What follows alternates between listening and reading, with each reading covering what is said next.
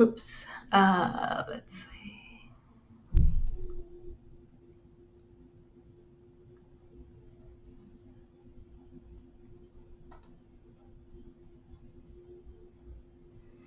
Okay, welcome back. So this lecture is going to focus on the one article that was assigned for this week, and it focused on using theory-based intervention focused on social cognitive theory to promote physical activity among working moms, right? The working mom might encounter lots of environmental barriers to engaging in physical activity. And so this intervention was designed to assist working moms so that they could get active and be fit, right? All right, so let's see. What did we learn from this? Excuse me. Okay, so we know that approximately, according to the article, about 70% of married mothers work, and about 2%, about 2/3 of working mothers work full time, based on census 2018. We know that 1/4 of all mothers who are raising children are doing so on their own. And of these moms, about 78% are not married mothers who work. Okay, so so these women who are raising children on their own, the majority of these are in the workforce.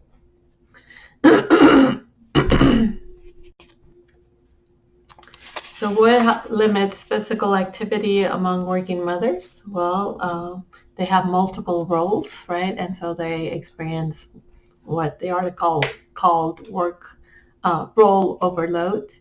So not only do they have their employment, right, that is kind of taking so much of their day, they also have many domestic responsibilities. And even though men and women are now sharing more and more of those domestic responsibilities, it typically is the woman who still has the greater responsibility for those domestic roles. Okay. And then there's the parenting role. So if you're a mother, you want to be able to be engaged in your child's life.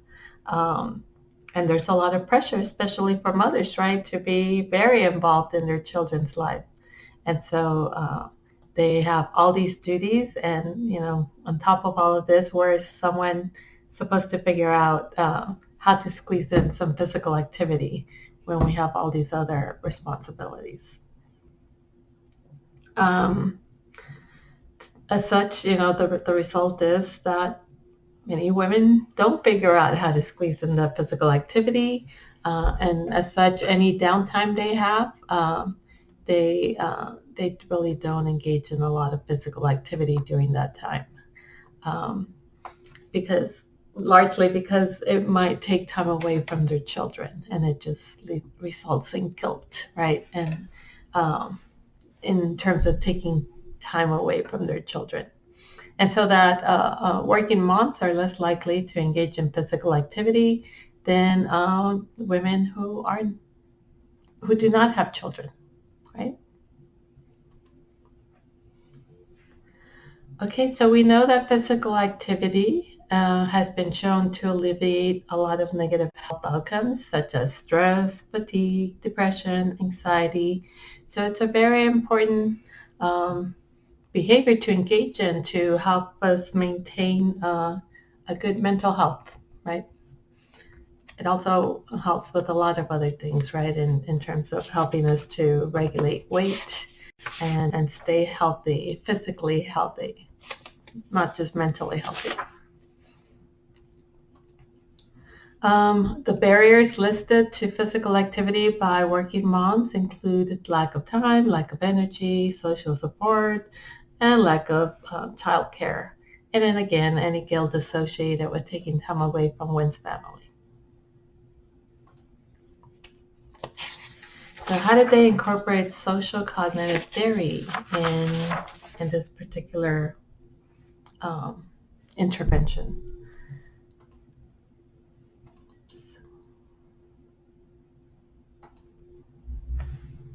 Okay, so they gave a little bit of background on self-efficacy and how, on social cognitive theory, and they talk a lot about how self-efficacy is a real important component of the theory. It's one of the main drivers to getting people to engage in action or in the desired behavior.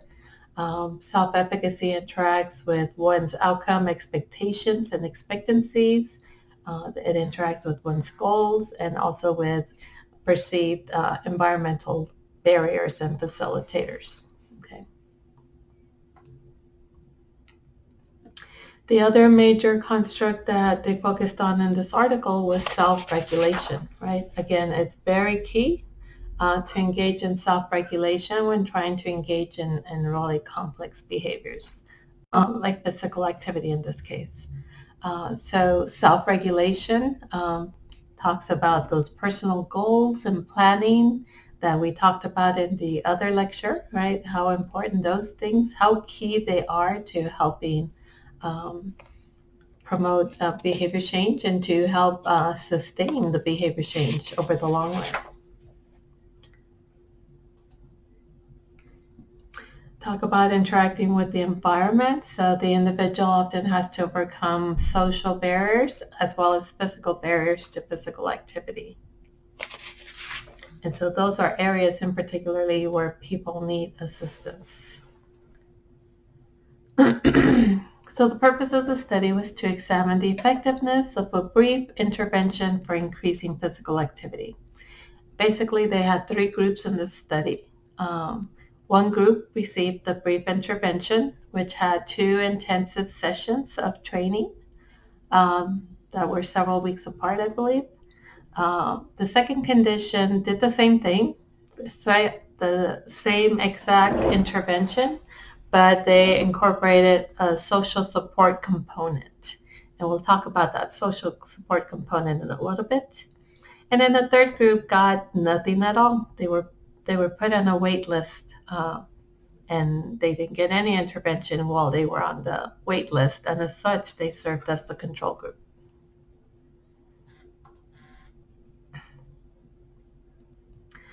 Okay, so other purposes to the study. So that was the primary purpose, right? Just to see if they could promote physical activity with the brief intervention.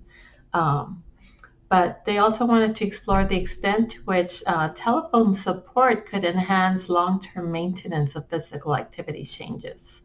And so again, they wanted to add that additional component of social support, which is also part of social cognitive theory, right? We just learned it in the other lecture. And the third purpose was to examine whether the social cognitive theory determinants of short and long-term physical activity changes in physical activity would be effective, right? They wanted to see if the social cognitive theory constructs that were being studied in the study would help to predict short and long-term changes in physical activity. I need to correct that second bullet. Their major emphasis, again, was on self-efficacy, promoting self-efficacy through the intervention, and self-regulation, and then also social support. So they had 3 hypotheses. The first one was whether the brief intervention group will exhibit greater increase in physical activity compared to the waitlist control group. They wanted to know if individuals who received telephone support, so the social support group, along with the brief intervention, would report greater levels of physical activity at 6 months. And then they, compared to the brief intervention only group. And then hypothesis 3 was whether individuals who participate in the brief intervention will exhibit increases in self-efficacy and self-regulation for physical activity. So did the intervention have an effect at all on the constructs that we believe influence the behavior of physical activity? Or did it just influence physical activity but not mediated by those constructs? So these are the methods, and so they recruited 141 mothers, working mothers, to participate in the study. And the characteristics were that they worked over 25 hours per week. To be eligible, these are actually the eligibility criteria that I list here under the 141 participants. So the eligibility criteria was that they had to work at least 25 hours per week, had to have at least one child who was under 15 years of age. They had to be agreeable to being randomized to the intervention group. So they had to be open to doing that. They had to have access to an internet, and they had to be someone who did not meet the national physical activity recommendations. So if someone was already, at that level where they were meeting the national recommendations, they were not eligible to participate. They had all sorts of measures. So they measured demographics of the women. They used accelerometers to measure their physical activity over a period of 7 days.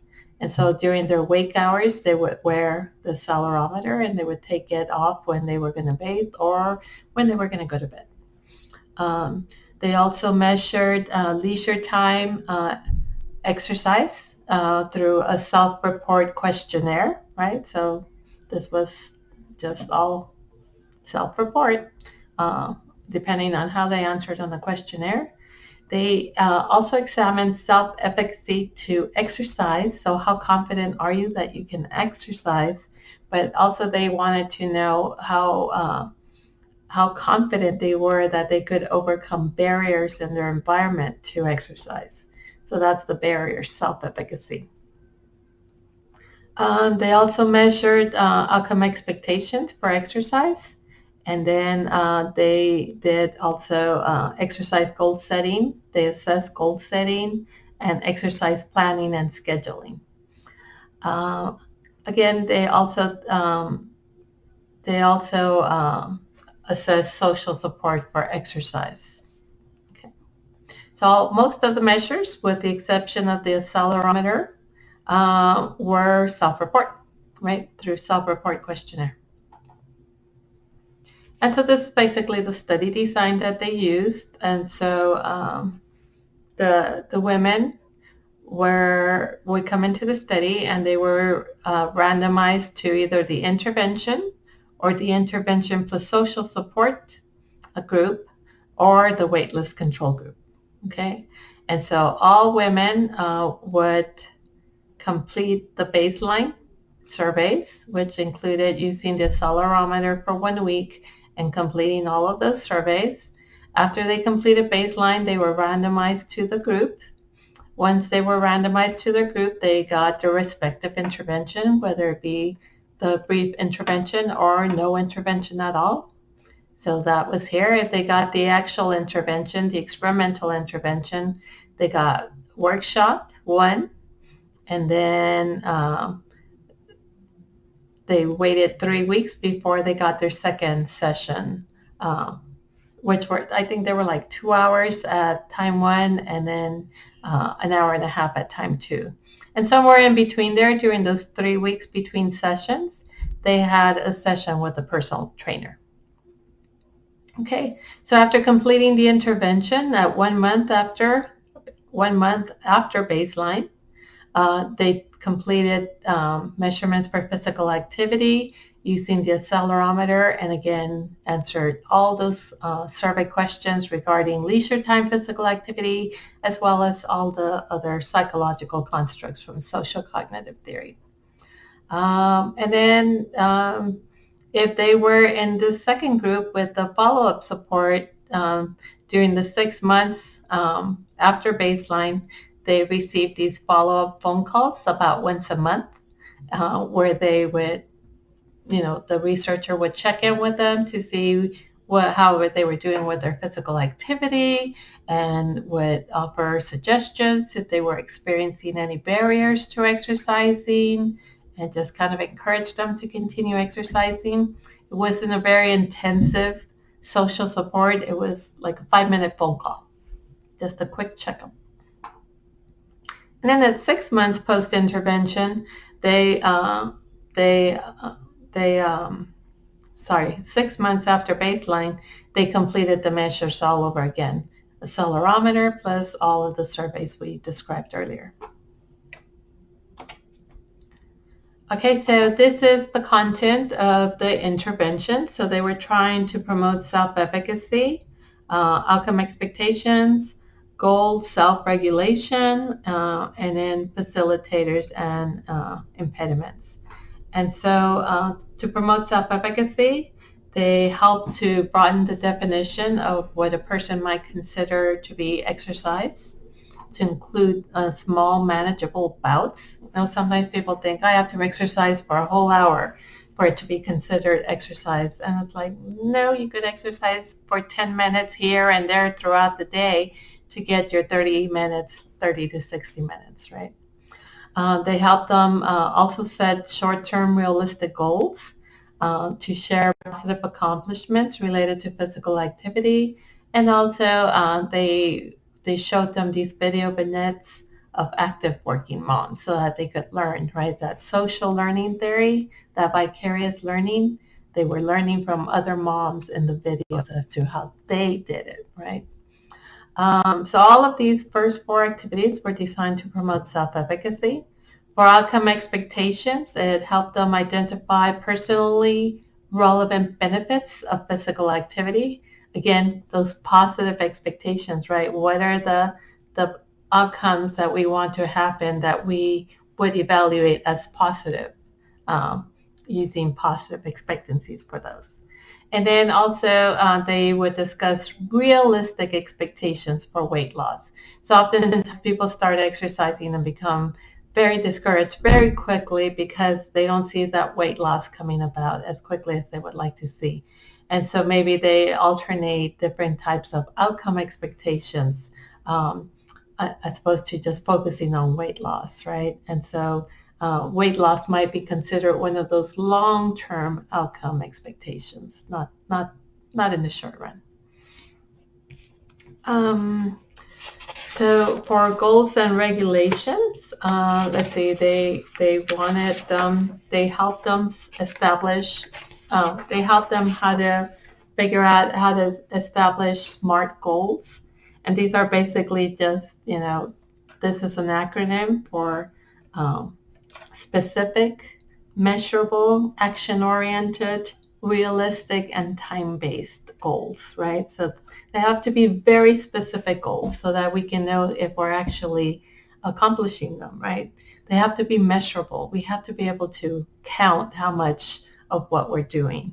And they have to be action-oriented. They have to be realistic, right? Like, we're not going to get up every day and exercise 2 hours. It's like, no, it's like, let's start with some realistic goals. Let's just start small and maybe start exercising 3 times a week and slowly build up, right? And they have to be time-based so that we can measure how much time we're engaging in the physical activity. So they also had them schedule their exercise sessions on the calendar, which is something I need to do for myself. So I'm getting all sorts of good suggestions from this article. They had them complete a weekly activity log, and they used the pedometer as an objective indicator of progress. And they also helped them outline really the longer term goals using a behavioral contract. And then they help them identify things that would facilitate or impede their ability to engage in physical activity. And then it helped them develop strategies for overcoming any impediments. They had them meet with a personal trainer so that they could learn exercises that they could complete at home, right? So having a facilitator, a trainer is definitely a facilitator. They had them complete those social support contracts. And help them identify rewards for meeting their goals, and also those cues to action, right? If this happens, that's going to be your signal to it's time for you to go and exercise. So what did they find? Okay, so let's look at hypothesis one.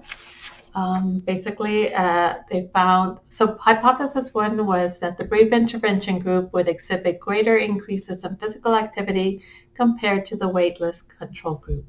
So did they confirm this? So at 1 month, right, at that short term, immediately after they completed the intervention, how were they doing then? At 1 month, the intervention participants reported a significantly larger increase in physical activity than compared to the control group. At 6 months, physical activity in the intervention participants was higher than their baseline levels, so they were doing great, right? At 6 months, they were still doing better than before they started the intervention. And also at 6 months, they were higher in physical activity level compared to the control. Okay, so even though physical activity was, really jumped up immediately at the 1 month point, when it came to the 6 month, their physical activity dropped off a little bit, but not enough to, not completely, right? At 6 months, they were still higher than the control group in terms of their physical activity. So did they confirm this first hypothesis? For the most part, right? It's like maybe they didn't sustain the level of activity that they accomplished immediately after completing the intervention, but they did not go back to baseline. So they were able to maintain a higher level of physical activity. Okay, so I was going to tell you something about that. Let's see.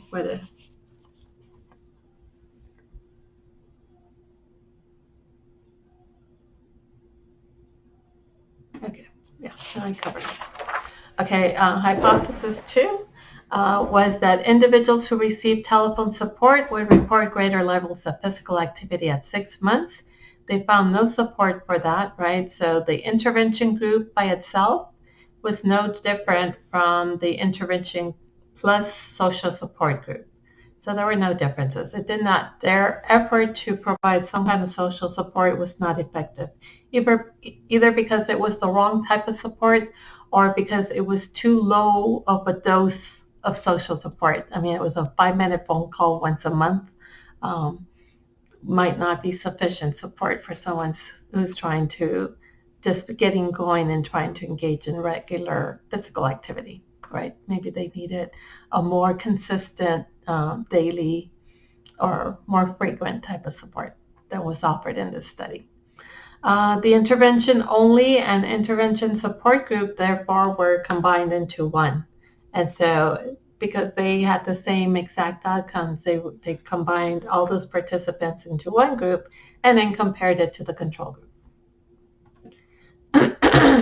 Hypothesis 3, individuals who participate in the brief intervention will exhibit increases in self-efficacy and self-regulation for physical activity.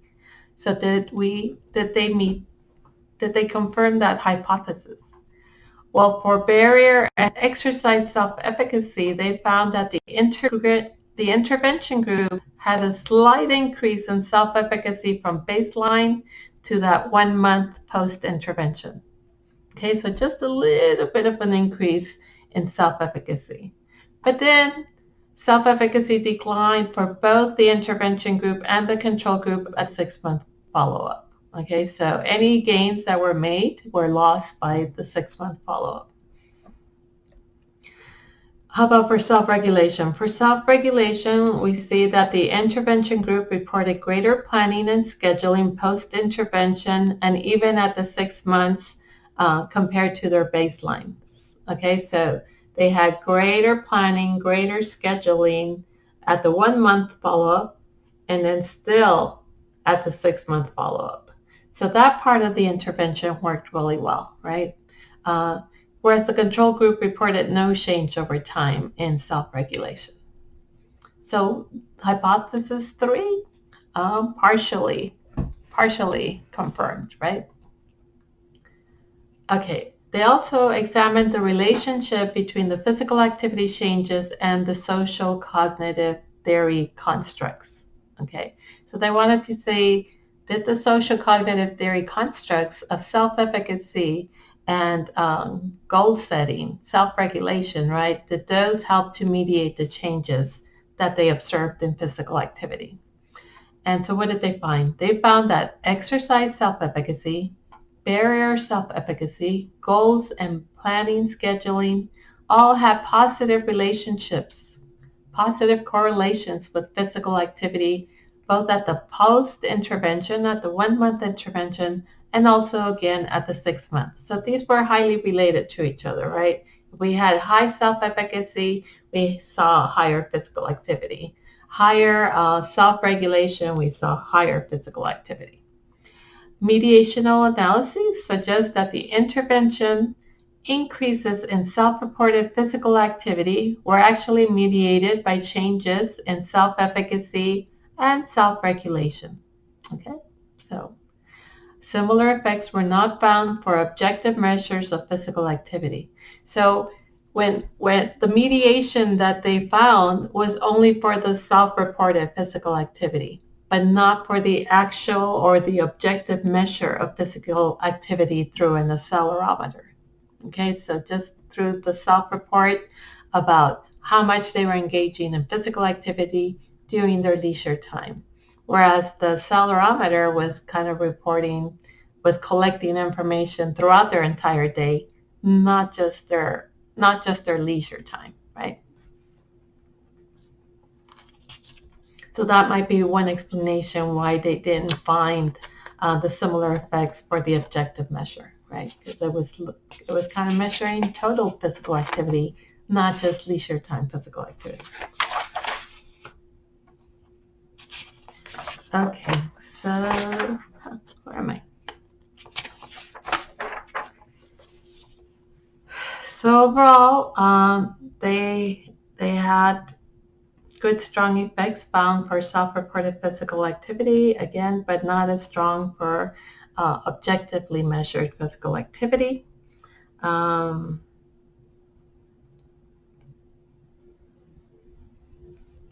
think that was it. So what were the strengths of the study? So it's really unusual to see this level of rigor in a theory-based study. I thought it was really cool. And so one day they conducted a randomized clinical trial.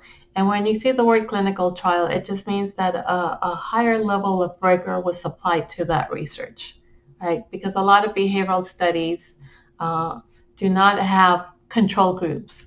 A lot of behavioral studies do not have random assignment to intervention groups.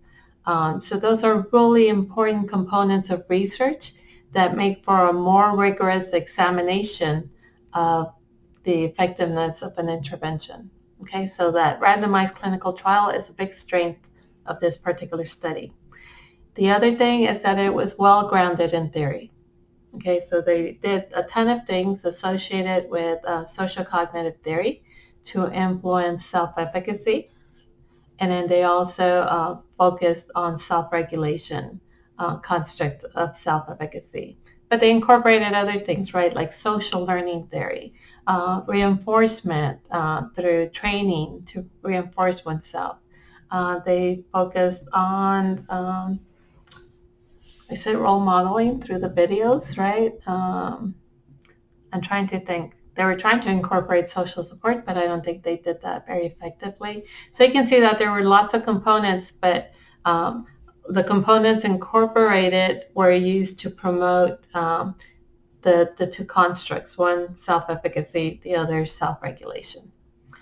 And then the final, or the other strength of the study was that it not only examined the short-term outcomes at, immediately after completing the intervention at 1 month, they went all the way out to 6 months to see if the the participants retained any benefits from the intervention itself over the long run, right?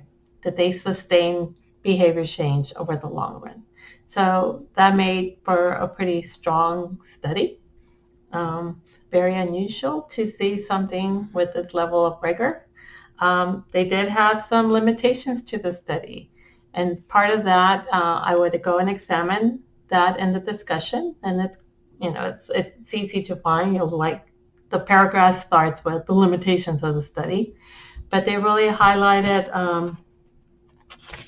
the homogeneity of the sample, right, in the study.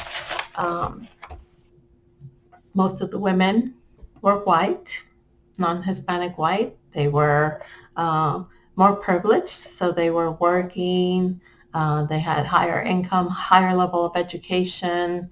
I can't remember, and I guess they were all working. Oh, most of them were married too, right? And so, how might the findings have been different if they had had more of a diverse sample? So whatever findings they got from this particular study can pretty much be generalized to the homogenized group of participants that they had in the particular study, right? But would we find similar things with other racial ethnic groups or other people of other socioeconomic status or women who are raising their children on their own and working? Like what might an intervention like this do for them?